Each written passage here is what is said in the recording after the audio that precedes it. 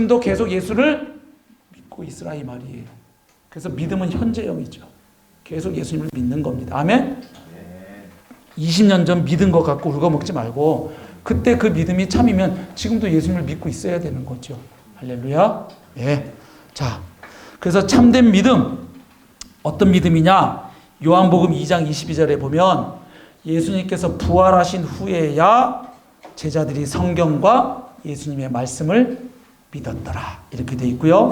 20장 27절부터 29절 보면 부활하신 예수님을 만나고 나서 도마가 나의 주님이시고 나의 하나님이십니다. 그러니까 결국 요한은 어떤 믿음이 진짜 믿음이냐, 구원 얻는 믿음이냐, 부활하신 예수 그리스도를 만나서 그분이 바로 하나님이시라고 고백할지어다 이거예요. 예. 그냥 예수님 말씀 중에 은혜로 말씀 듣고 아 예수님 참 좋은 스승이시네, 참 사회 개혁가이시네, 그딴 믿음 말고 부활한 예수는 하나님이시다. 이걸 믿느냐? 이게 묻는 책이 요한복음이라는 거예요. 맞죠? 예. 그래서 그렇게 예수를 믿는 자에게 주어지는 생명이 무엇인지를 거기 쭉 성경문으로 써놨죠. 그래서 요한복음은 굉장히 생명을 많이 이야기합니다. 그러니까 다시 말하면 공간복음서에서 하나님 나라의 현재성을 요한복음에서는 뭘로 얘기하느냐? 이미 얻은 영생으로 이야기하죠. 내가 진실로 진실로 너에게 이르노니 내 말을 듣고 또 나 보내신 이를 믿는 자는 영생을 얻었고 심판에 이르지 아니하나니 사망에서 생명으로 옮겼느니라. 그러니까 요한복음은 영생이 나중에 죽은 다음에 천국 가서 얻는 게 아니라 물론 그때 누릴 영원한 생명도 있지만 이미 예수를 주님으로 하나님으로 믿는 사람들은 이미 하나님께 속한 영원한 생명을 받아 누리는 자가 되었다. 그러니까 이제 자꾸 공부하면서 이걸 잡으셔야 돼요. 아하, 똑같은 복음의 실체와 측면을 성서 기자들은 굉장히 다양한 언어와 메타포로 표현하고 있다는 걸 알 수 있어요. 그러니까 같은 이야기예요. 예수로 말미암아 하나님의 나라가 현재 임했다는 걸 이미 믿는 자에게 주어지는 생명으로 요한복음은 풀어낸다 이 말이에요. 그러니까 생명, 구원 이거 다 같은 말 아니에요. 맞죠? 그러니까 우리도 복음을 계속 알아가야 될 이유가 복음은 심플하죠. 복음은 예수 그리스도라니까요. 누가 뭐래도. 아멘? 예. 복음은 예수님 그분이에요. 아멘. 그리고 그분의 죽으심과 부활이 복음이고요. 그런데 이 진리가 담고 있는 이 풍성한 진리를 계속 알아가야 그 똑같은 복음을 이 사람에게 이렇게 저 사람에게 저렇게 그때그때 다른 소리 하라는 게 아니에요. 그 사람에게 가장 예수의 이야기가 가장 기쁜 소식이 될 수 있도록 증거하고 설명하고 변증하고 보여줄 책임이 우리에게 있다 이 말입니다.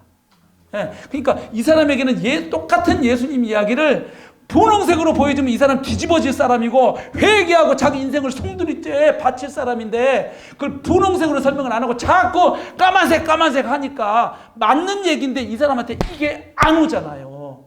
그러니까 결국 우리가 복음을 풍성하게 알아야 이걸 자유자재로 복음을 베리에이션을 할 수 있을 뿐만 아니라 그리고 또 한 가지는 사람을 알아야죠.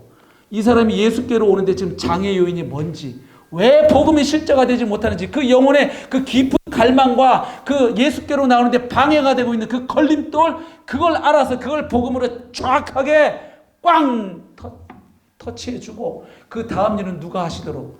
성령께서 하시도록 우리는 겸손한 마음으로 맡길 때 성령이 그 영혼을 빵 건드리실 때 거기에 거듭남의 역사, 생명의 역사가 일어나는 것이죠.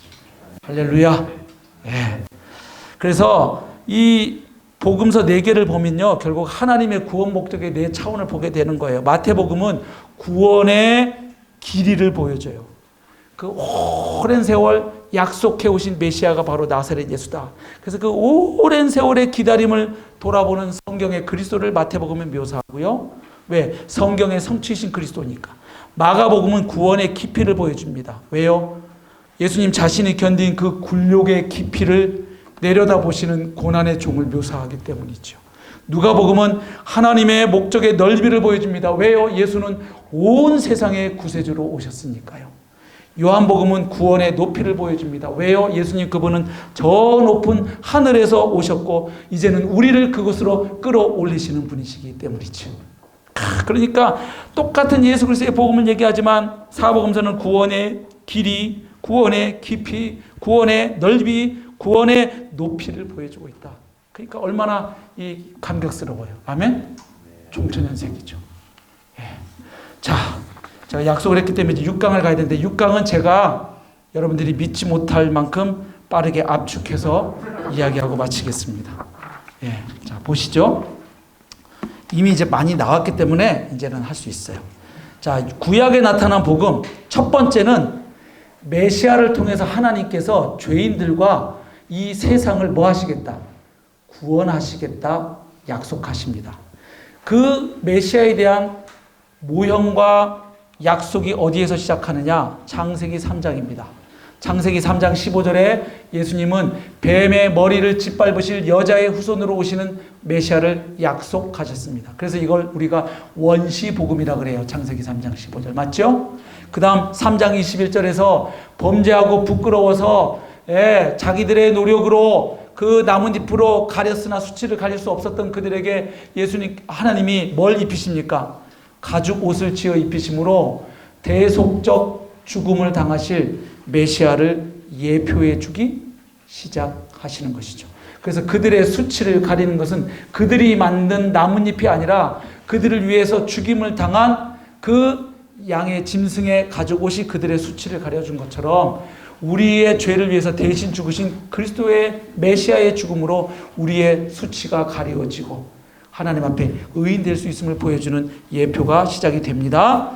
그리고 나서 구약 성경에 보면 메시아의 이미지와 역할에 대해서 특별히 8가지로 묘사합니다. 예, 이 내용은 좀 부끄럽지만 제가 쓴 모든 사람을 위한 복음에 보면 자세히 나와 있습니다. 제목만 읽고 지나갑니다. 여자의 후손으로 오시는 메시아, 아브라함의 씨, 아브라함의 자손으로 오시는 메시아, 유다 지파에서 유다의 사자로 오시는 메시아, 다윗의 자손으로 오시는 왕적인 메시아, 또한 신명기서에서 모세와 같은 선지자로 오셔서 하나님의 뜻과 말씀을 우리에게 전달해 주실 선지자 역할을 하러 오실 메시아, 또한 시편 110편 4절 레위 지파를 따른 그 제사장이 아닌 족보도 할 수 없는 그 살레망 멜기세덱과 같은 영원한 대제사장으로 오실 메시아. 그래서 이 메시아를 특별히 많이 설명하고 있는 책이 히브리서인 거예요. 그렇죠? 그 다음 인자 같은 이로 오실 메시아. 이 인자는 내일 기회 되면 좀 설명하면 좋겠는데 이 인자가 굉장히 독특한 호칭이죠. 원래 인자는 어떤 뜻입니까? 샘적 언어에서 사람의 아들은요 사람이에요. 개의 아들은요 개고요. 소의 아들은 송아지고요. 사람의 아들은 사람이에요. 그래서 에스겔서에서 보면은 하나님이 에스겔을 뭐라고 부르세요? 사람의 아들아 인자야 이렇게 불러요. 그건 뭐냐면 사람이라는 뜻이에요.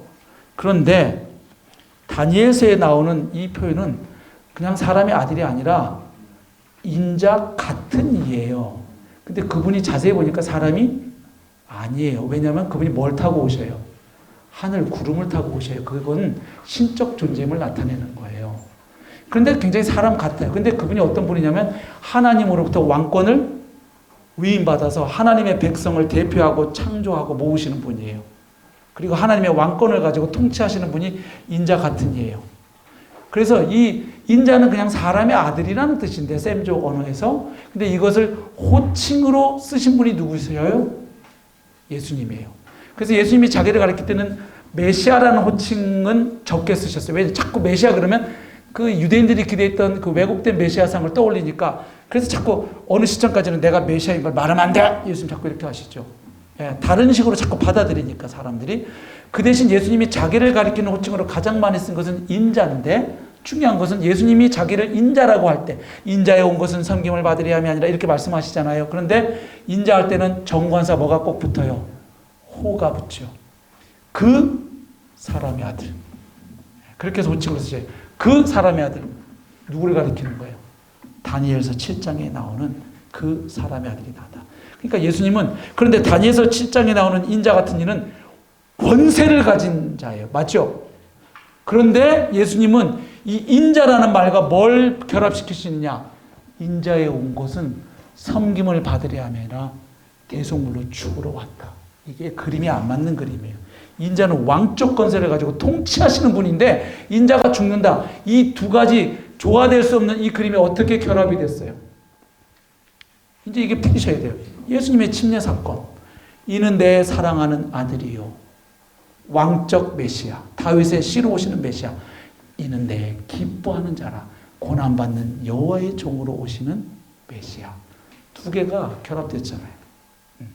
그러니까 유대인들은 그 두 개를 결합을 시키지 못했던 거예요. 그래서 바울이 고린도전서에서 십자가에 못 박힌 그리스도의 복음이 유대인들에게 스칸달로 걸려 넘어진다는 게 말씀드린 것처럼 십자가하고 그리스도는 도무지 같이 갈 수 없다고 생각했던 게 그들이에요. 그러나 예수님은 침례 사건을 통해서 본인이 가셔야 할 그 길이 바로 십자가를 통한 구원의 길임을 다시 한번 확인하시고 끝까지 그 길을 순종하여 가셨습니다. 할렐루야. 그렇기 때문에 저와 여러분이 구원받을 수 있었습니다.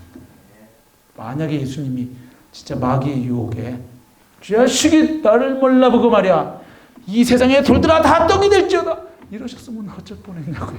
그리고 십자가에 올라가기까지 잘 올라가셨는데 거기서 네가 정말 메시아면 십자가에서 내려오라 우리가 너를 믿겠노라. 이 자식들이 해도 너무하네 야 하고 헐크처럼 힘을 빡 주시는 순간 이 못이 뿅 튀어나가고 딱 뛰어 내려오셔서 봤지 이러면 어쩔 뻔했냐고요. 에? 야, 저 같으면 뛰어 내려왔죠. 아니 올라가지도 않죠 십자가에. 예, 우리 같으면 안 그러겠습니까? 그런데 하나님의 아들이 침뱉음을 당하시고요. 사람들에게. 발가벗김을 당하시고요. 조롱을 받으시고요. 옷도 사람들이 제비 뽑아 나눠 가지고요. 예, 그 주님의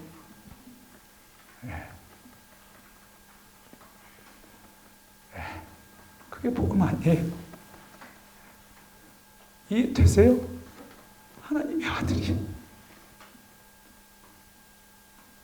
하나님이 자기 아들 잡아서 우리에게 주신 게 복음인데 그 복음을 그렇게 가볍게 여기면 그리고 하나님 목회가 복음 갖고는 안 돼요. 다른 거 뭐 없어요? 그러면 하나님한테 무슨 소리 하는 거예요?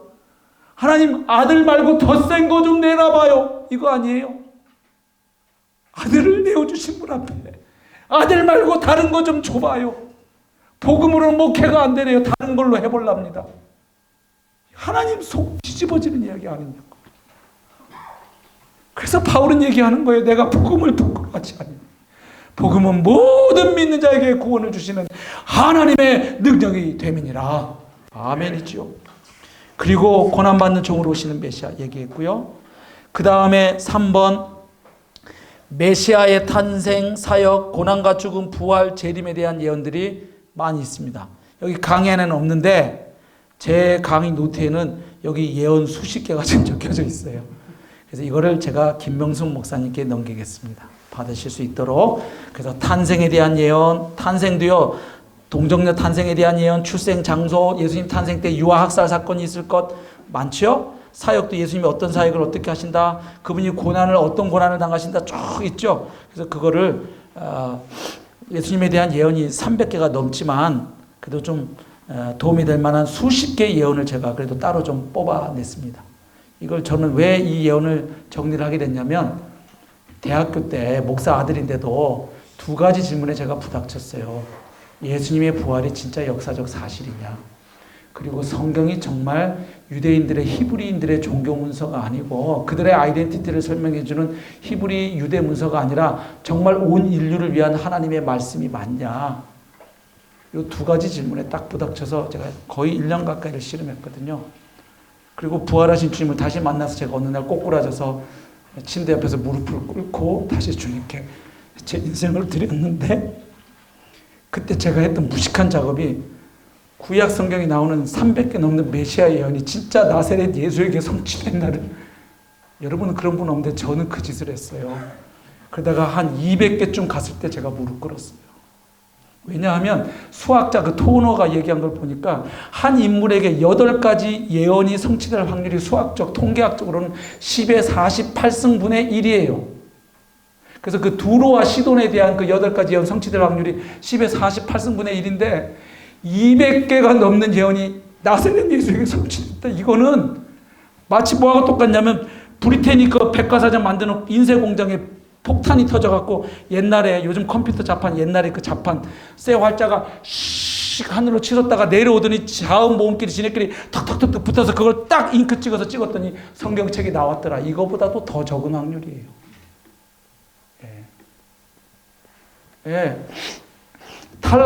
텍사스주 전체를 60cm 두께로 동전을 다 깔은 다음에 표시에는 동전 하나를 한 방에 찾을 확률보다도 훨씬 더한 거예요. 수학적으로는 빵이에요, 빵. 그런 일이 일어나기가. 그래서 제가 깨달았죠. 아, 예수 안 믿는 것도 되게 힘든 일이다. 아, 정말 예수님을 끝까지 안 믿는 것도 보통 믿음의 사람들이 아니라. 아, 대단한 믿음의 소유자죠. 예. 아무튼 여러분들 한번 정리하시면 좋겠고요. 언약을 통한 하나님 나라의 형성과 회복. 예. 아브라함 언약, 이거는 왕의 하사와도 같은 언약이죠. 하나님이 아브라함에게 일방적으로 하신 언약입니다. 그래서 창세기 15장 횃불 언약 보면 어떻게 하십니까? 언약을 맺을 때 짐승을 쪼개잖아요. 근데 그 쪼갠 짐승 사이로 뭐가 지나갑니까? 횃불이 지나가죠. 아브라함은 뭐 하고 있었고요? 주무시고 계셨고요. 그죠? 하나님께서 일방적으로 지키시겠다는 약속이죠. 그래서 사실은 아브라함이 좀 부족한 모습을 보일 때 이집트 가갖고도 자기 부인을 누이라고 속이고 막 그럴 때 하나님 어떻게 합니까? 이놈아! 하고 막 바알에게 나타나서 역사하셔서 막 그거의 사건을 막으셔요. 왜요? 아이, 아브라함과 사라를 통해서 메시아의 혈통이 준비돼야 되는데 이게 까딱하면 사라가 누구의 애를 낳게 생겼어요? 바로의 애를 낳게 생겨가니까 하나님 막 그럴 때는 즉각 개입하시잖아요. 하나님의 열심으로. 그래서 아브라함의 언약이 뭔지는 아시잖아요. 바로 아브라함의 후손을 통해서 한 민족을 만드시고 그 민족 가운데 누가 오셔서 그리스도가 오셔서 천하 만민에게 하나님의 복을 가져다 주겠다. 그거 아닙니까? 예. 신의 산 언약, 다윗 언약 받고요. 그 다음에 새 언약, 예레미야 31장과 36장에 나오는. 그래서 새 언약의 특징은 하나님의 법을 어디다 새긴다? 마음판에 새겨서 하나님의 법을 지킬 수 있는 백성 삼겠다. 그래서 이른바 마음의 할례입니다. 마음의 할례. 그래서 하나님의